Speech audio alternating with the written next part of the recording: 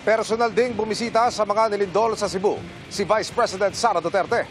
Naghatid din ng tulong ang kanyang opisina. Nakatutok live si Ian Cruz. Ian. Emil, tulong ang hiling ng mga residente dito sa Northern Cebu. Hindi lang yan dito sa Bugo City, kundi maging doon sa pinuntahan natin sa bayan ng Medellin na napinsala din ng lindol at sa huling talanga ng probinsya ng Cebu ay nasa 10 na ang patay sa nasabing bayan.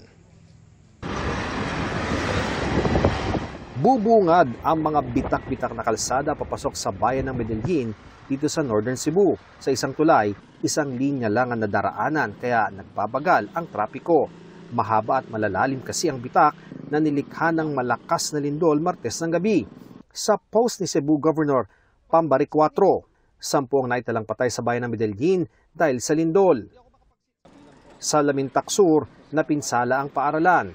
May mga nawasak ding bahay, gaya ng tahanan ng mag-amang Rolando Soliano, 67 years old, at Charlotte. Agad daw binawian ng buhay ang senior citizen nang madaganan ng guho. Nasa ospital naman ang kanyang anak. Pagpasok namin, yung anak na niyang sige sumisigaw, patulong sila sa amin. Yung tatay niya nandun din sa ilalim. Parang walang malay na sir. Yung pag-angat niya namin pagkuha sa yung bata niya, wala na siyang malay sir. Nakaburol na si Mang Rolando. Katabi ang burol ng ate nito na si Anyana Cueva na nadaganan din ng guho sa kalapit na bahay. Sumaklolo pa raw sa kanyang ina si Cherry, pero hindi na raw talaga kinaya ng kanyang ina. Ginawa ko talaga ang lahat pero hindi ko talaga maangat yung...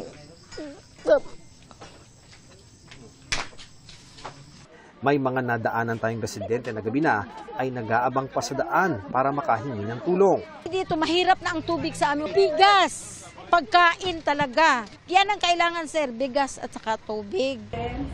Si VP Sara Duterte at ang Office of the Vice President kahapon pa na sa Cebu para sa relief operations sa mga bayang napinsala ng magnitude 6.9 na lindol. Nagbahagi ng food packs, tubig, hygiene kits at iba pang non-food essential ang OVP sa mga apektadong pamilya sa Medellin, San Remigio, Bogo, Tabuelan at Tabogon. Sa kanyang recorded statement sa Medellin kahapon, inihayag ni VP Sara ang panalangin na bigyan ng ginhawa ang mga naulila at maging matatag ang mga pamilya sa gitna ng nasira at nawalang pag-aari. We are fervently praying for your safety in Cebu and other parts of the Visayas affected by the earthquake and aftershocks. We ask God to grant comfort to those who have lost loved ones and to provide relief and strength for those holding their families together amid property loss and damage.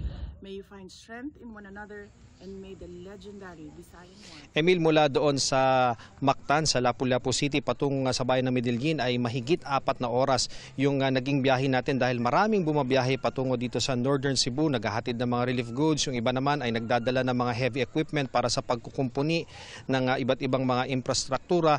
At Emil, dito sa aking kinaroroonan, mapapansin natin, maraming mga residente ang narito sa isang open court. Dito yan sa Bugo, sa Kayan ito, at sila ay nananatili dito dahil tulad kanina lamang Emil ay nakaramdam muli sila ng aftershocks, kaya naman ayaw na muna nilang pumunta doon sa kanilang mga tahanan sa takot nga na may mangyaring masama habang nandoon sila sa loob ng kanilang mga tahanan. Patuloy pa rin tayo mag-iikot sa iba't ibang bahagi nitong Northern Cebu.